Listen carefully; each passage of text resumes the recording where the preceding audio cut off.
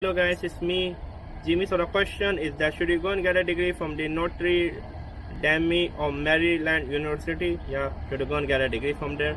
Jump to the screen and let's find out. Oh, let's find out about the Notre Dame Maryland University. Okay, it's a private. I can't recommend anything private. Let me check their tuition. Their tuition is also not that good, to be honest with you. The tuition is also quite high. Maybe their rank is good, maybe I can be wrong. Maybe the rank is super prestige.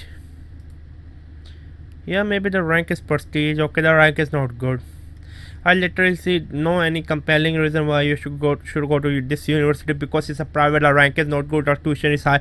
I literally don't know why you wanna go and waste your money.